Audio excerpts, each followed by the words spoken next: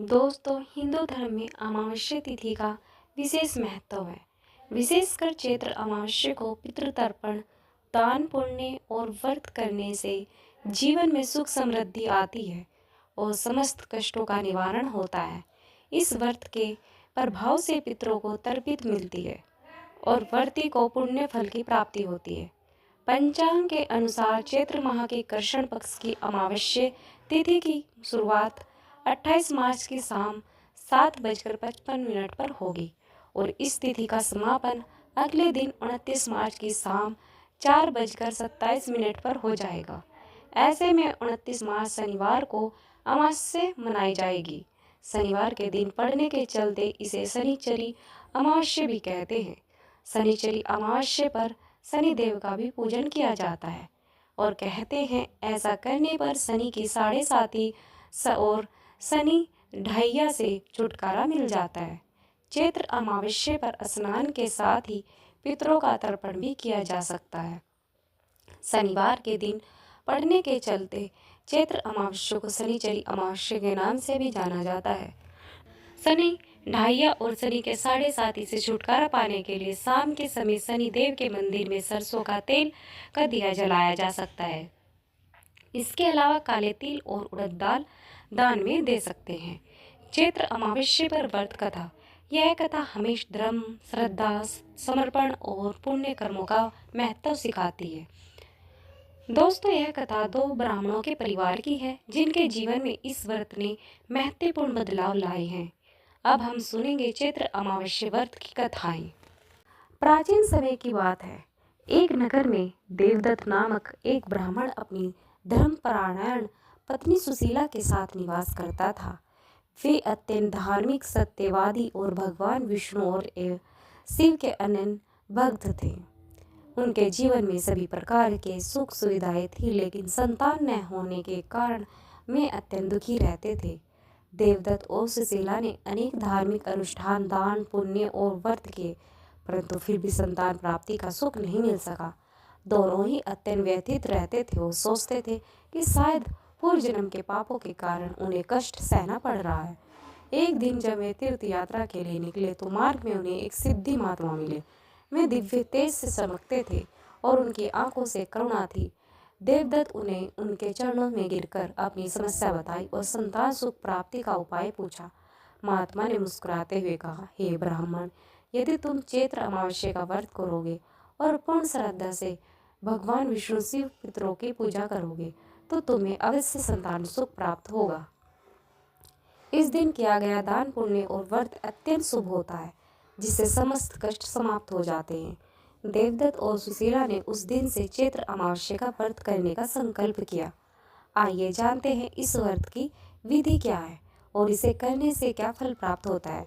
जब चैत्र अमावस्या आई तो उन्होंने पवित्र नदी में स्नान किया, पीपल के वृक्ष की विधि पूर्वक पूजा की और भगवान शिव, विष्णु और पितरों का तर्पण किया। उन्होंने निर्धनों को अन्न, वस्त्र और दक्षिणा दान की, ब्राह्मणों को भोजन कराया और साथ संध्या समय कथा सुनकर आरती की। कुछ महीनों बाद माता लक्ष्मी और भगवान शिव की कृपा से उन्हें एक तेजस्वी पुत्र की प्राप्ति हुई। उनका घर खुशियों से भर गया और वे इस व्रत की महिमा का गुणगान करने लगे। एक निर्धन ब्राह्मण और उसकी पत्नी की कथा।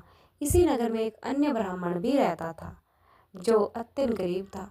वह आलसी था और उसने अपने भाग्य को कोसता रहता था। उसकी पत्नी भी हमेशा असंतुष्ट रहती थी और किसी भी धार्मिक कार्यों में रुचि नहीं लेती थी। एक दिन उसकी पत्नी ने सुशीला से पूछा, तुम्हारे जीवन इतनी सुख समृद्धि कैसे आई? क्या तुमने कोई विशेष तंत्र मंत्र किया है? सुशीला ने मुस्कुराते हुए कहा, यह सब भगवान की कृपा और चैत्र अमावस्या व्रत का फल।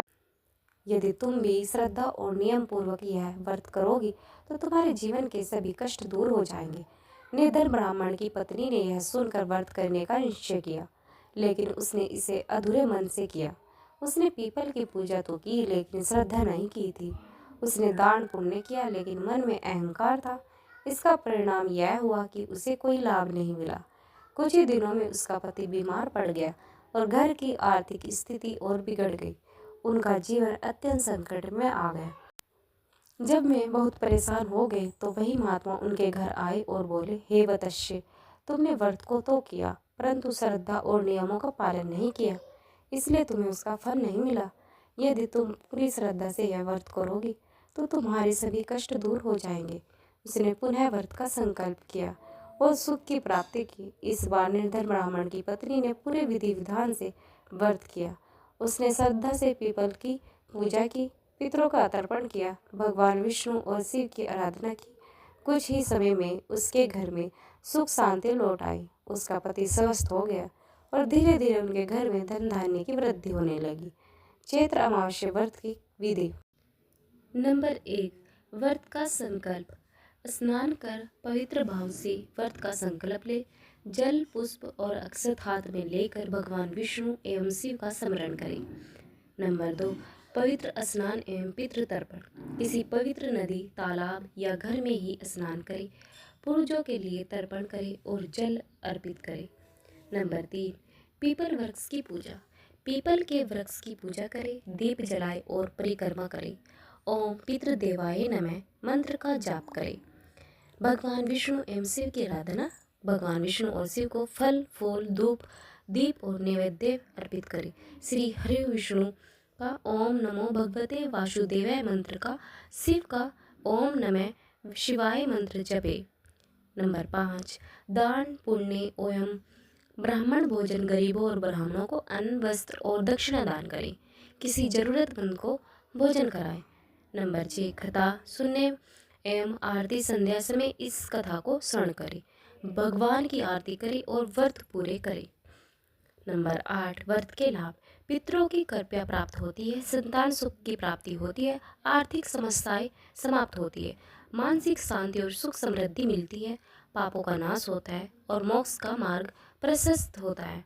चैत्र अमावस्या का व्रत श्रद्धा और विश्वास से करने पर सभी इच्छाओं को पूर्ण करता है। यह व्रत जीवन में सुख, शांति, धन धान्य और मोक्ष प्रदान करता है। इसलिए सभी भक्तों को इसे विधि पूर्वक करना चाहिए और भगवान शिव, विष्णु तथा पितरों की आराधना करनी चाहिए। ओम नमः शिवाय और श्री हरि विष्णु का जप करने से यह व्रत और भी प्रभावी बन जाता है। चैत्र अमावस्या के दिन स्नान और दान का मुहूर्त। 29 मार्च शनिवार की सुबह 4:42 से सुबह 5:29 तक स्नान और दान का सुमुहूर्त रहेगा। इसके बाद अभिजीत मुहूर्त दोपहर 12:19 से दोपहर 1:08 तक रहने वाला है। इसके अलावा सूर्यास्त से पहले स्नान किया जा सकता है। पितरों को प्रसन्न करने के लिए अवश्य सुने ये कथा। भगवान श्री कृष्ण से एक बार परीक्षिराज गरुड़ ने पूछा, हे प्रभु, पृथ्वी पर लोग अपने मृत पितरों का श्राद्ध करते हैं, उनकी रुचि का भोजन ब्राह्मणों आदि को कराते, पर क्या परलोक से पृथ्वी पर आकर श्राद्ध में भोजन करते पितरों को किसी ने देखा भी है? भगवान श्री कृष्ण ने कहा, हे गरुड़, तुम्हारी शंका का निवारण करने के लिए मैं देवी सीता के साथ हुई घटना सुनाता हूँ। सीता जी ने पुष्कर तीर्थ में अपने ससुर आदि तीनों पितरों को श्राद्ध में निमंत्रित ब्राह्मणों के शरीर में देखा था। वह कथा सुनो। भगवान श्री कृष्ण कहते हैं, हे गुरु, यह तो तुम्हें ज्ञात ही है कि श्री राम अपने पिता दशरथ की आज्ञा के बाद वन मन कर गए थे। साथ में देवी सीता भी गई थी। बाद में श्री राम को यह पता लग चुका था कि उनके पिता उनके वियोग में शरीर त्याग चुके हैं।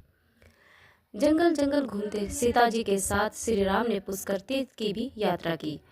अब यह श्राद्ध का अवसर था। ऐसे में पिता का श्राद्ध पुष्कर में हो, इससे श्रेष्ठ क्या हो सकता था। तीर्थ में पहुंचकर उन्हें तैयारियां आरंभ की। श्री राम ने स्वयं ही विभिन्न शाक, फल एवं उचित खाद्य सामग्री एकत्रित किए। जानकी जी ने भोजन तैयार किया। उन्होंने एक पके हुए फल को सिद्ध करके श्री राम जी के सामने उपस्थित किया। श्री राम ने ऋषियों और ब्राह्मणों को सम्मान सहित आमंत्रित किया। श्राद्ध क्रम में दीक्षित श्री राम की आज्ञा से स्वयं दीक्षित होकर सीता जी ने उस धर्म का सम्यक और उचित पालन किया तथा सारी तैयारियां संपन्न हो गई। अब श्राद्ध में आने वाले ऋषियों और ब्राह्मणों की प्रतीक्षा थी। उस समय सूर्य आकाश मंडल के मध्य पहुंच गए और कुतुब मुहूर्त यानी दिन का 8वां मुहूर्त अथवा दोपहर हो गई। श्री राम ने जिन ऋषियों को निमंत्रित किया था वे सभी का आ गए थे। श्री राम ने सभी ऋषियों और ब्राह्मणों का स्वागत आदर सत्कार किया तथा भोजन करने के लिए आग्रह किया। ऋषियों और ब्राह्मणों को भोजन हेतु आसन ग्रहण करने के बाद जानकी अन्न परोसने के लिए वहां आई। उन्होंने कुछ भोजन बड़े ही भक्तिभाव से ऋषियों के समक्ष पत्तों की बनी थाली पर परोसा। मैं ब्राह्मणों के बीच भी गई, पर अचानक ही जानकी भोजन करते ब्राह्मणों और ऋषियों के बीच से निकली और तुरंत वहां से दूर चली गई। सीता जी लताओं के मध्य छिपकर जा बैठी। यह क्रियाकलाप श्री राम देख रहे थे। सीता के इस कर्तव्य से श्री राम कुछ चकित हो गई। फिर उन्होंने विचार किया कि ब्राह्मणों को बिना भोजन कराए शायद सीता लज्जा के कारण कहीं चली गई होगी। सीता जी एकांत में जा बैठी। फिर श्री राम जी ने सोचा, अचानक इस कार्य का क्या कारण हो सकता। अभी यह जानने का समय नहीं है। जानकी से इस बात को जानने से पहले मैं इन ब्राह्मणों को भोजन करा लूं, फिर उनसे बात कर कारण समझूंगा। ऐसा विचार कर श्री राम ने स्वयं उन ब्राह्मणों को भोजन कराया।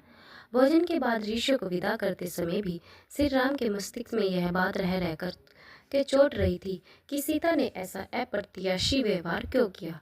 उन ब्राह्मणों के चले जाने पर श्री राम ने अपनी प्रियतमा सीता जी से पूछा, ब्राह्मणों को देखकर तुम लताओं के ओट में क्यों छिप गई थी? उचित नहीं जान पड़ा, इससे ऋषियों के भोजन में व्यवधान हो सकता था, वे कोपित भी हो सकते थे। श्री राम बोले, हे सीता, तुम्हें तो ज्ञात है कि ऋषि और ब्राह्मणों को पितरों के प्रतीक माना जाता है। ऐसे में तुमने ऐसा क्यों किया? इसका कारण जानने की इच्छा है।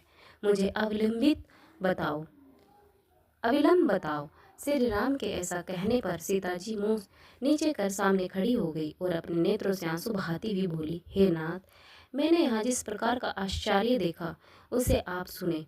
इस श्राद्ध में उपस्थित ब्राह्मणों के बीच में मैंने दो महापुरुषों को देखा जो राजा जैसे प्रतीत हो रहे थे। ऋषि और ब्राह्मणों के बीच सजे धजे राजा महाराजा जैसे महापुरुषों को देख मैं अचरज में थी। तभी मैंने आपके पिताश्री के भी दर्शन किए। वह भी सभी तरह के राजश्री वस्त्रों और आभूषणों से सुशोभित थे। आपके पिता को देखकर मैं बिना बताए एकांत में चली आई थी। मुझे न केवल लज्जा का बोध हुआ, वरन मेरे विचार में कुछ और भी आया। तभी निर्णय लिया, हे प्रभु, पेड़ों की छाल, वल, कल और मर्ग चरम धारण करके मैं अपने ससुर के सम्मुख कैसे जा सकती थी? मैं आपसे यह सत्य कह ही रही हूँ। अपने हाथ से राजा को मैं वह भोजन कैसे दे सकती थी जिसके दास कभी वैसा भोजन नहीं करते। मिट्टी और पत्तों आदि से बने पात्रों में उस अन्न को रखकर मैं उन्हें कैसे दे सकती थी? मैं तो वही हूँ जो पहले सभी प्रकार के आभूषणों से सुशोभित रहती थी और आपके पिताश्री मुझे वैसी स्थिति में देख चुके थे। आज मैं इस अवस्था में उनके सामने कैसे जाती? इससे उनके मन को भी क्षोभ होता। मैं उनके शोभ में कैसे देख सकती थी? क्या यह कहीं उसे उचित होता है? इन सब कारणों से हुई लज्जा के कारण में वापस हो गई और किसी की दृष्टि ना पड़े इसलिए सघन लता में आ बैठी। गुरुड़ जी बोले, हे भगवान, आपकी इस कथा से मेरी शंका का उचित निवारण हो गया कि श्राद्ध में पितृ साक्षात प्रकट होते हैं और वे श्राद्ध का भोजन करने वाले ब्राह्मणों में उपस्थित रहते हैं। हर हर महादेव। अगर वीडियो पसंद आई हो तो हमारे चैनल को सब्सक्राइब करें, लाइक करें और अपने दोस्तों के साथ शेयर करें। कमेंट बॉक्स में जय माता जी और आप किस शहर से हमें सुन रहे हैं लिखना ना भूलें। और ऐसी और भी बहुत जानकारी और बहुत सारी कहानियाँ सुनने के लिए हमारे चैनल को सब्सक्राइब करें। वीडियो सुनने के लिए आप सभी का बहुत बहुत धन्यवाद।